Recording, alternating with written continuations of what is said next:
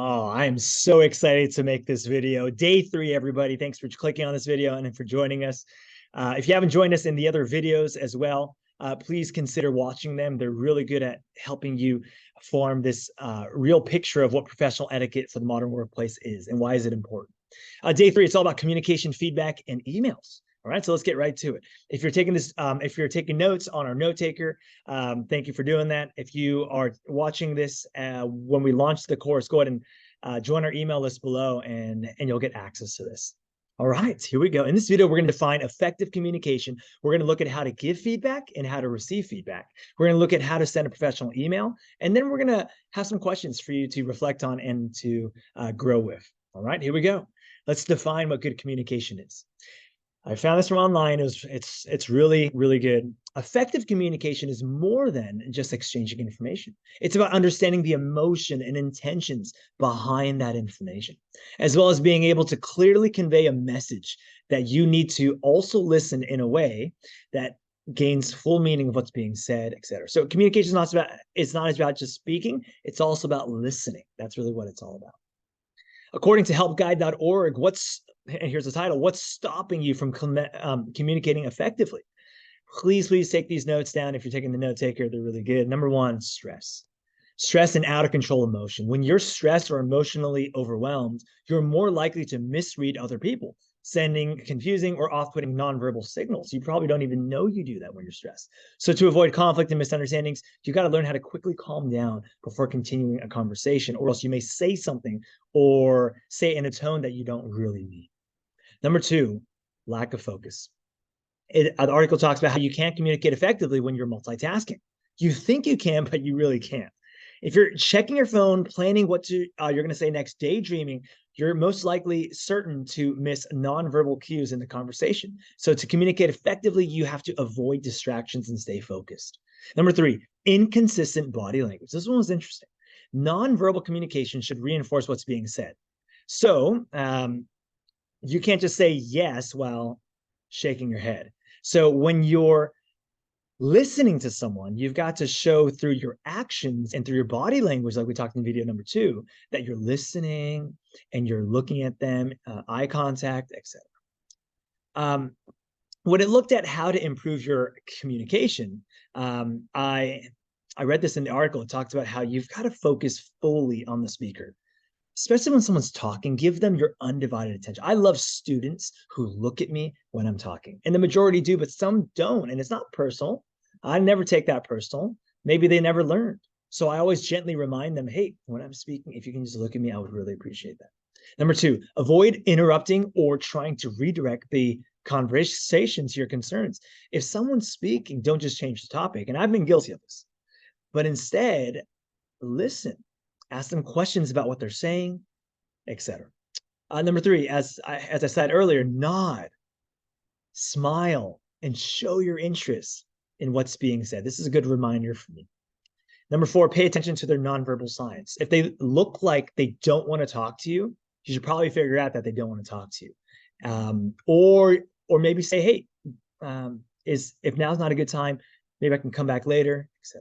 All right, so that's all going to be good. Now I want to talk about how do you give feedback first, and then I'm going to go through a series of how can you best receive feedback. Some of you like giving feedback, but receiving it, it is very, very hard. So let's get right to it. According to the Harvard Business School, how do you give feedback? Well, number 1, exercise empathy. Put yourself in their shoes. If you're about to tell someone how bad they are or how they're making a mistake, how would you want to be told that? If someone was going to tell you that you're making a mistake, how would you want to be told that?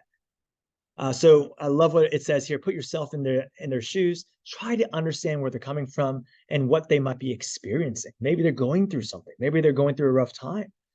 So that's really important. Number 2, take time to prepare. If you're going to give feedback and tell someone or give them constructive criticism, take time to prepare, strategize. What is it you actually want to say, and how do you want to say it? So once again, think about giving feedback before you give it. Number 3, speak in specifics. When delivering feedback to employees, be direct. Speak to the issue that you want to coach them on. I'm going to add something right before that. Before you straight up tell someone feedback, ask them how they're doing. Ask them how their day was. Check in on them and just get a quick update on how they're doing. and then be direct and speak to the issue.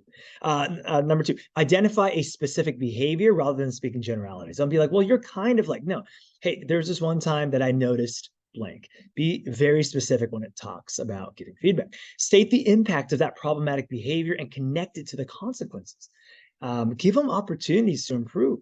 And some people can improve in a day. Some people need more time than that. That's just what it is. Share specifics around who was affected and the impact that the recipient's actions had, not just on the organization, but on their career.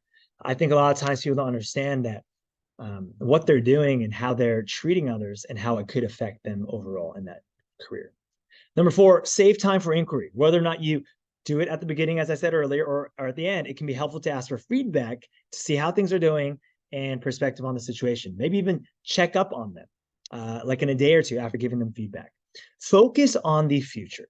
Once the feedback has been delivered, shift the focus, because sometimes it can get kind of negative, to something a little more positive. Focus on the on what's going to happen next, rather than rehash the past. Describe how the recipient can change the behavior moving forward and how the two of you can work together and be a part of the solution. Once again, check up on them, etc. That's the best way, in my opinion, on how to give feedback. Now, receiving feedback is a whole nother lesson, which we're going to go through right now. And I've summed up in 4 steps. Number 1, start with thank you. When someone is loving enough to tell you how you're wrong, and no matter how they do it, in a nice way or in a bad way, start with a thank you. Hey, thank you so much for telling me this. Even if you don't agree. So many times I've heard feedback that I don't quite agree with, but I say, hey, thank you for telling me. I appreciate you you looking out for me. I appreciate you taking the time to tell me that. Number 2, restate what you heard. Don't do it in a tone of like, oh, well, let me just make sure I hear you correctly. No, not like that. But like, say it in a humble way. Hey, thank you so much for telling me this. I've never really thought about how I blank, right, etc. So restate what you heard. Mention what you're going to change. Hey, going forward, I really hope that I can fix these following things because I see that it affects you, and I'm so sorry about that. And then number 4, seek out more feedback, or maybe even ask questions, because it's a constant process. Maybe you can even check up on them. Who are, like, let's say like your boss told you something. Let's say like you can go back and say, hey, I just want to check in with you after a week. Do you think I'm improving? Do you think I'm a little bit better at it? And really work with them, right? That's really what it's all about. This next one I'm really excited to do. I know many of you do a great job at this, but some students do not know this. So I'm going to go ahead and go over it. Tips to sending great emails. Believe it or not, a lot of times students, even my high achieving students, will send me an email without a subject line. It'll just be blank. It'll even say no subject line. So always include the subject. This is the first thing your recipient sees. A lot of times it is a summary of what the email is. So include the topic in the subject line. Number 2, and take some notes if you're taking notes. Begin with a greeting and address the recipient properly. Okay, dear blank. Okay, and so if they have a title, dear Mr. Blank, dear Mrs. Blank, dear Miss Blank, dear Dr. Blank, right? Begin with a professional greeting, not just their first name. Okay, even if you are buddy, but like if you've never sent them an email, it's always best to start with the best address. Number 3, thank the recipient. A lot of the times, you can ask my students this.